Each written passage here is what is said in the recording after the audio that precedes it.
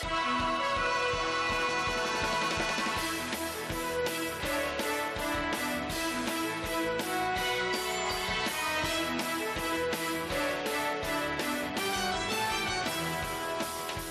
de vuelta, amigos televidentes, les damos la bienvenida en los estudios de la ciudad de Quito a los asambleístas César Gracia y Javier Tomalá, con quien vamos a iniciar el siguiente análisis o debate, como quieran llamarlo, en relación al nuevo o al proyecto del nuevo Código Orgánico Integral Penal.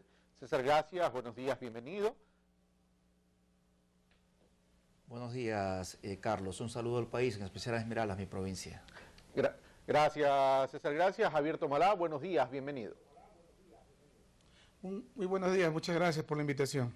Bueno, comenzamos. Entonces, cada uno tendrá 1 minuto 20 para poder exponer sus argumentaciones en relación a este nuevo Código Orgánico Integral Penal que se está debatiendo, por cierto, en la Asamblea Nacional. César Gracia, ¿por qué este Código Orgánico Integral Penal sería una herramienta válida tal como se lo ha propuesto para luchar contra la inseguridad en el país? Carlos y colectividad, es de conocimiento general de que el Código Penal vigente hoy, igualmente el de procedimiento penal, data de muchas décadas. Inclusive contiene muchas normas, hoy confusas y otras contradictorias, que han servido de base para que muchos fiscales y jueces lo usen pues para sus intereses personales y no para administrar justicia. De ahí que hemos creído necesario que la propuesta de un nuevo Código Integral Penal hoy es válido para el país, para entregarle nuevas herramientas legales a los otros actores de la administración de justicia, porque no debemos olvidar que la ley simplemente es una parte actora, ¿sí? Para que este sistema judicial pueda luchar en contra de la impunidad, pero no tampoco debemos perder la ruta de que la ley no va a hacer todo. La ley no es la que va a garantizar que siga campeando la impunidad en el país. Esto depende de la responsabilidad de la policía, la responsabilidad y compromiso de los fiscales, de los jueces, inclusive también con los centros de rehabilitación social, ¿sí? E inclusive también con política penal implantarse, con política pública de parte del gobierno central. Entonces, si bien es cierto hoy, el Ecuador necesita un nuevo Código Integral Penal, pero repito, la ley no es todo. Necesitamos el compromiso y la responsabilidad de los demás actores de justicia que hoy son tan cuestionados, porque en verdad tenemos casos muy alarmantes. Todos sabemos hoy qué pasa, ejemplo, con los fiscales que son el gran cuello de botella. Los fiscales hoy, inclusive, denuncias por asesinato, en un 60-70% desestiman o archivan. Esto es preocupante. Entonces, por esa razón esperamos que esta nueva herramienta legal que hoy va a primer debate, pero que fue aprobado ayer en la Comisión de Justicia, sirva a lo menos como una herramienta clara y concreta para que ya no haya excusas de los otros actores para luchar en contra de la impunidad. Gracias, César. Gracias. Voy donde Javier Tomalá. Javier Tomalá, si bien este Código Orgánico Integral Penal busca mejorar el marco jurídico penal, por cierto, en el país, para que haya herramientas más eficaces y eficientes para la lucha contra la inseguridad, el tema es cómo va a salir redactado y cómo se va a establecer las diferentes tipificaciones, porque a veces el problema es que las leyes les dan o los obligan a los jueces, a jueces honestos, los obligan a tomar decisiones amparados en la ley, que pueden ser amparados en la ley, pero la realidad puede ser otra, de gente que está involucrada con actos ilegales o irregulares.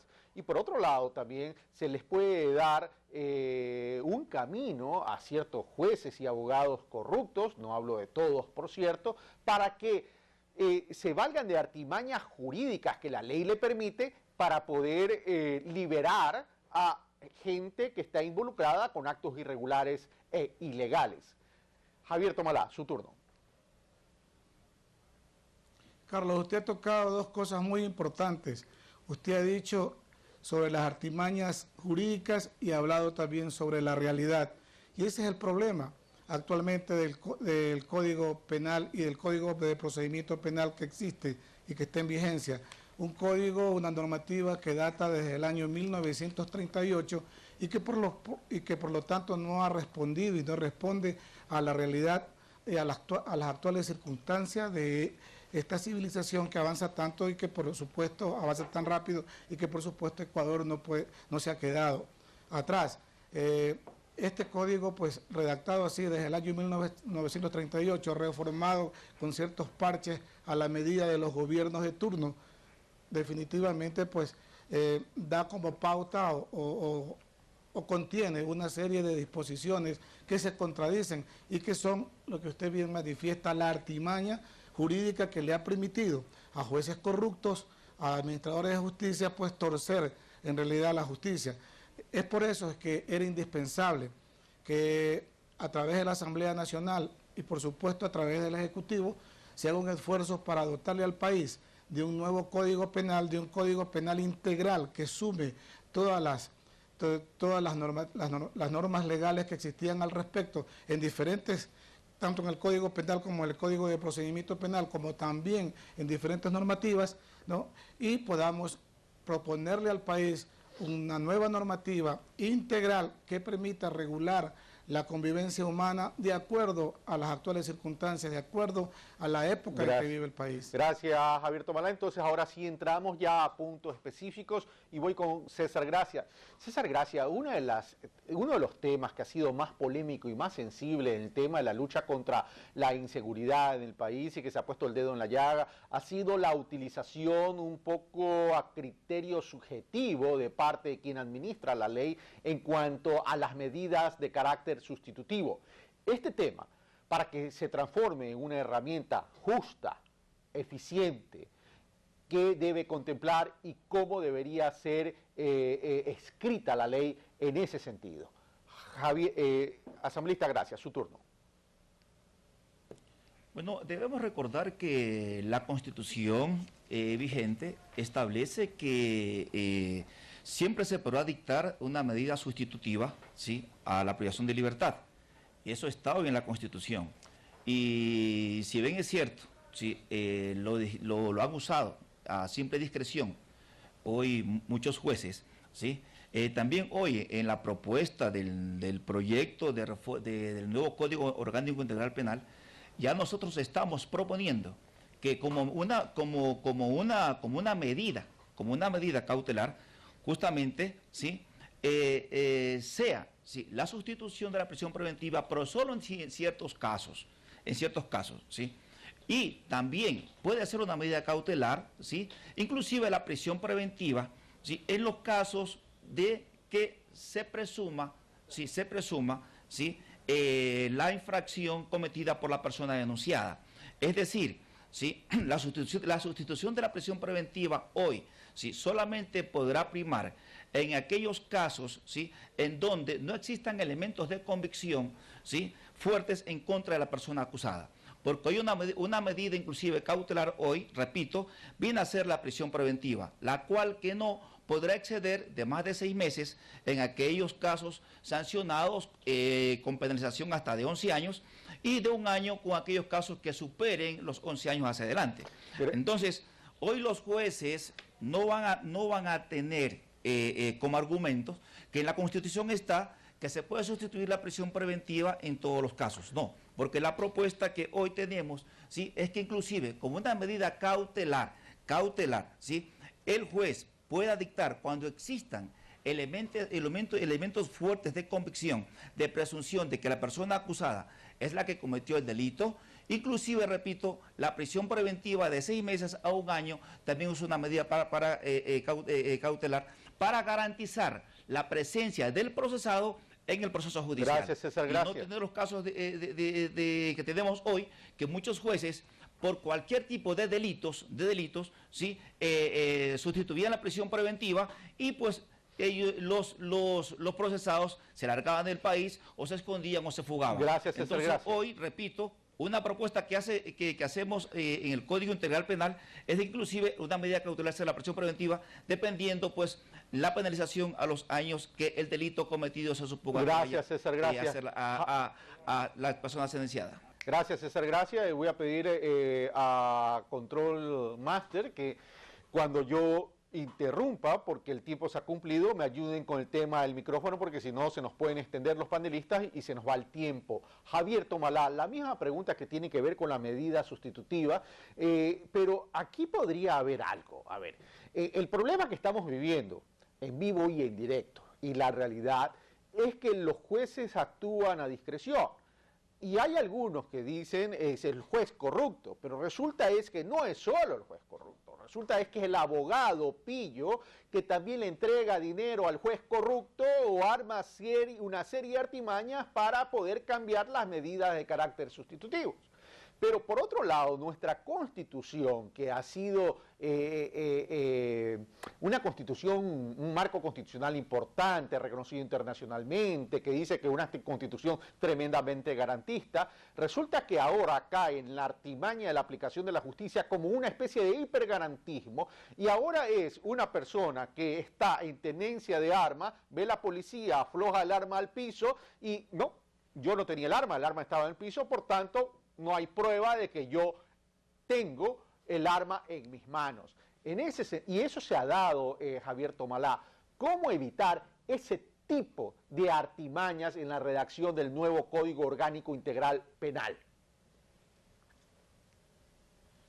Hemos analizado esa situación y hemos propuesto inclusive dentro de la comisión de que la medida sustitutiva solamente se aplique en cuanto en tanto no se trate de delitos graves como por ejemplo el asesinato, el sicariato, ¿no, verdad? Y los delitos flagrantes. En todo caso, pues, tenemos que aceptar y la comunidad ecuatoriana tiene que saber de que nosotros como comisión simplemente hemos aprobado un proyecto para el primer debate. Este proyecto entrará pues a conocimiento del Pleno dentro de pocos días, donde los 113 más asambleístas más los 11 de la comisión, tendremos la oportunidad de atender todas estas inquietudes y de pronto precisar todas estas normas que permiten que, como usted bien dice, que jueces corruptos tuerzan la justicia y permitan que los delincuentes salgan libres en 6 meses o en un año a cargo de esta medida sustitutiva. Yo creo de que de todas maneras, como bien usted lo ha manifestado, el Código Penal tiene que tener una consecuencia con los principios conceptuales de la Constitución Política del Estado, que es garantista. Definitivamente ese ha sido uno de los principales, no problemas, sino uno de los principales escollos que hemos tenido en la comisión cuando quienes pretendemos entregar un Código Penal que persuada, ¿no es verdad?, que disuada más bien, disuasivo del cometimiento del delito, pues nos hemos tropezado con que la Constitución Política del Estado garantiza tanto a la víctima como al victimario. Ahora, pero Javier Tomalá, una precisión para poder pasar donde César Gracia. Usted ha hecho la diferencia entre lo que es un delito de flagrancia y otro, el tema del delito grave. El delito de flagrancia es cuando, como popularmente se ha dicho, se lo conoce, es cuando se lo coge con alguien con las manos en la masa, ¿verdad? Ok, ahí no hay ningún inconveniente, pero un delito grave es distinto, porque el delito se puede percibir grave, pero todo el mundo es inocente hasta que se compruebe lo contrario. En tal sentido, ¿cómo poder interpretar ahí si puedo dictar una medida sustitutiva? Porque evidentemente en un delito grave que no ha sido de flagrancia, todavía no se puede, a lo mejor en el arranque o en los primeros pasos del proceso, no se habrá podido comprobar pues la culpabilidad del sujeto en cuestión. Yo creo que aquí van a tener mucho que ver en esto los señores fiscales. Es el fiscal el que tiene que hacer la indagación previa.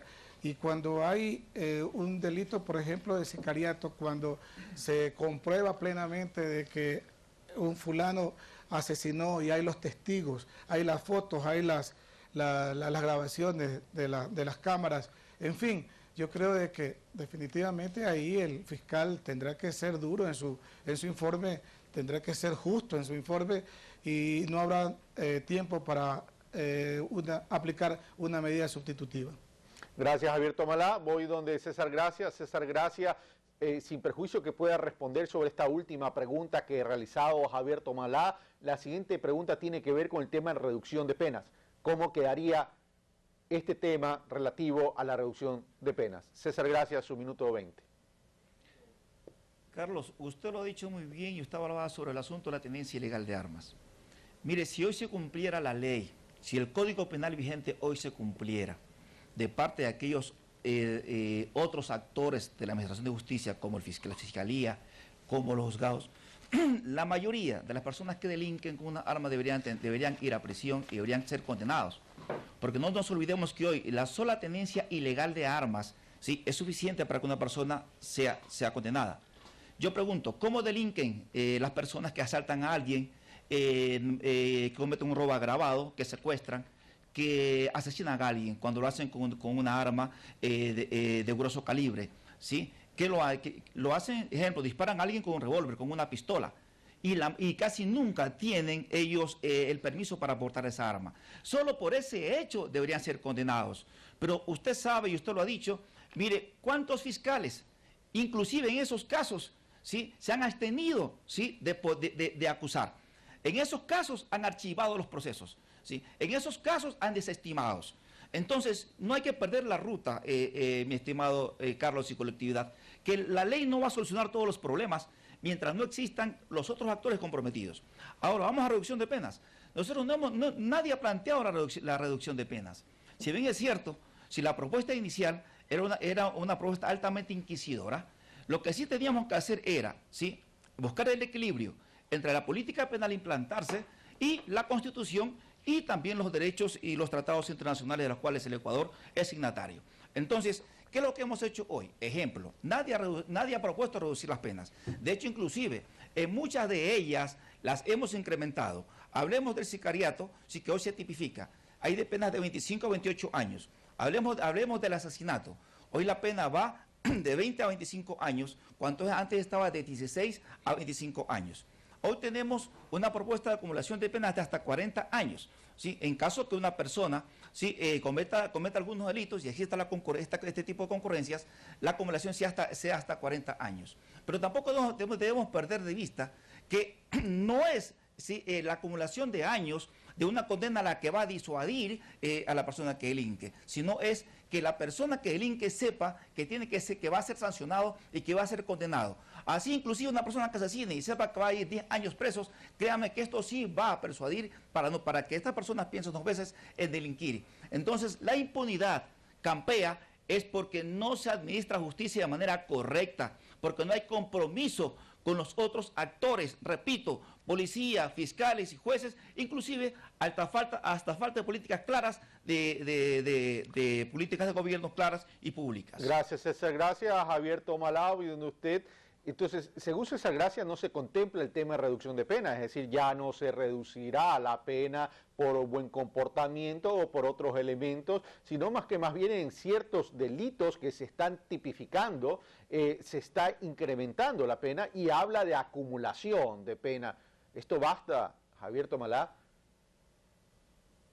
Sí, es verdad, nosotros en la mesa coincidimos plenamente todos en que esto es la reducción de penas. No era una normativa aplicable de acuerdo a las circunstancias por las que atraviesa el país, cuando estamos hablando de una inseguridad jurídica increscendo. La idea, la línea o el principio de que norma nuestra conducta con respecto a la elaboración de este código en lo que respecta a la imputabilidad, a las sanciones, en su mayoría están en aumento. Las penas han sido aumentadas en 5, en 3, en 4 años, de acuerdo a la proporcionalidad, de acuerdo con lo que existía anteriormente, ¿no? Hemos sido un poco más severos en aquello. Personalmente planteé hace 2 sesiones la reforma de lo que ya teníamos anteriormente aprobado, es decir, analizado, lo que tiene que ver con la acumulación de las penas que estaban hasta 40 años. Es decir, más allá pues de que bien todos conocemos de que la proporcionalidad de la pena no va definitivamente a limitar o a detener o a mejorar la inseguridad ciudadana por la que atraviesa el país, estamos completamente convencidos de que sí, los actores políticos, los actores judiciales, los administradores de justicia, aplican estas penas, estas sanciones como debe de ser, entonces sí va a haber una disuasión en cuanto al cometimiento del delito. Gracias, Javier Tomalá. César, gracias. Vamos al otro tema ya para terminar, que tiene que ver con la reducción de la imputabilidad de los menores de edad. César, gracias. Carlos y colectividad, mire, otro ejemplo más de la falta de la aplicación de la ley, ¿sí? Era justamente el tema de la reducción de penas que usted dijo anteriormente. El Código Penal vigente hoy, ¿sí? En la parte, el Código de Ejecución de Penas hoy vigente, establece que no habrá reducción de penas en los casos de delitos de lesa humanidad, de violación, de asesinato, ¿sí? Y otros casos más. Sin embargo, a pesar de estar vigente esa norma, ¿sí? En los centros de rehabilitación han hecho lo que han querido y por buena conducta a asesinos contumaces le han dado la rebaja al 50%. Eso está en la ley hoy, ¿sí? Entonces pregunto, ¿es problema de la ley? No es problema de la ley. Ya, pero entonces, una aclaración solo, César Gracia. Esa reducción no es por... César Gracia, solo una aclaración y una precisión más que aclaración, porque daría a entender que la reducción se origina en los centros de retención, cuando esa reducción debería ser en todo caso dictada por un juez. Hoy, el Código de Ejecución de Penas vigente establece en qué casos no se puede reducir la pena. Y no nos olvidemos que las personas que de manera discrecional si toman la decisión hoy de reducir las penas, justamente son los centros de rehabilitación. Entonces, nosotros hoy, ¿qué proponemos? Que ya eso desaparezca completamente, ya no hay reducción de penas. Okay. ¿Sí? Lo que sí hay es, ejemplo, en el caso de que una persona haya completado el 70%, ¿sí? de su condena, pueda tener un sistema semiabierto de cumplimiento de la condena, es decir, de manera vigilada salir a visitar. Hecha esa aclaración, César Gracia, pasemos al tema de la imputabilidad de menores porque se me termina el tiempo. Sí, que como que el incremento a 6 años, pero que hoy está en 4 años, sí, como medida socioeducativa en aquellos adolescentes infractores. Es decir, aquella persona menor de 18 años que delinca, se propone aumentar a 2 años la medida socioeducativa, es decir, 6 años. Es una propuesta inicialmente que tiene que ir a debate. Unos piensan que puede ser mayor, otros piensan que no puede moverse. Pero no es una reforma, repito, no es una reforma que se propone al Código Integral Penal, sino es una reforma al Código de la Niñez y la Adolescencia. Que aquellos adolescentes infractores, ¿sí?, puedan hoy ser sujetos a una penalización de una medida socioeducativa hasta 6 años, que deben cumplirlo en centros especializados y con personas igualmente especializadas en este tipo de medidas para garantizar la reinserción a la sociedad de aquel adolescente que infringe la ley. No basta con simplemente proponer aquella reforma, sino entonces también preocuparnos porque esas estrategias socioeducativas, como le llama usted, orientada a la recuperación y reinserción de los chicos, sea eficaz y que no se cometan abusos también. El mismo tema para Javier Tomalá. Claro que sí. Perdón, César Gracia, lo interrumpí. Claro que sí. No nos olvidemos que el fin de todo esto debe ser la rehabilitación social. Cuando la persona delinque, ¿sí?, y es condenada, tiene derecho a la reinserción a la sociedad. Y la parte final justamente del código establece la rehabilitación. Con mucho más énfasis, obviamente, en los adolescentes, que son personas que están iniciando recién su vida. Entonces, la finalidad no debe ser la condena, la finalidad debe ser la rehabilitación. Y en el caso de los jóvenes, con medidas socioeducativas que permitan sacar de allí, no a un delincuente mucho más fuerte, sino a un hombre arrepentido de lo cometido, pues, y preparado. Gracias, César, gracias. Su tiempo ha terminado. Voy con Javier Tomalá. Javier Tomalá. Yo creo que el principio fundamental de toda sociedad es el cuidado y la rehabilitación de los niños y de los jóvenes, la formación de los niños y los jóvenes. De tal manera de que jamás nosotros podríamos haber pensado en imputar una acción de un niño o de un adolescente. tuvimos que tratar de asimilar las necesidades, vuelvo a repetir, de las actuales circunstancias por las que vive nuestro país y el mundo, a una normativa que permita, sin atentar ni atacar los derechos fundamentales, los principios fundamentales de la Constitución, y elaborar, por supuesto, pues la reforma al Código de la Niñez y la Adolescencia para tratar de detener en algo la situación de la ola delictiva que está siendo causada por aquellos mayores delincuentes que están usando a los niños y a los jóvenes para cometer una serie de delitos. Estamos hablando, por ejemplo, como niños, porque para mí son niños de 16, de 15 años, de 17 años, son utilizados por los sicarios o por los traficantes de drogas, de tal manera de que eso había que detenerlo de alguna manera, y lo hemos hecho subiendo, incrementando la pena de rehabilitación, de reeducación, de reinserción de 4 a 6 años. Ahora le toca al Estado ecuatoriano establecer, elaborar, construir la infraestructura necesaria que permita que de verdad podamos rehabilitar al joven, al adolescente, rehabilitar al niño que cometió un delito. Porque es importante conocer que en las actuales circunstancias, la mejor universidad, la mejor escuela que tienen los adolescentes son estos mal llamados centros de rehabilitación o reformatorios. Yo pienso de que colateral a la norma que nosotros estamos estableciendo, debe el gobierno nacional, debe el Estado ecuatoriano, no solamente el gobierno, sino el Estado ecuatoriano, construir la infraestructura necesaria que permita insertar, rehabilitar al joven y al adolescente. Gracias, Javier Tomalá, gracias, César, gracias por haber participado en este análisis sobre la propuesta que se está debatiendo al interior de la Asamblea Nacional en lo que tiene que ver con el nuevo proyecto del Código Integral Penal. Nosotros vamos a una pausa y regresamos con más de Primera Hora.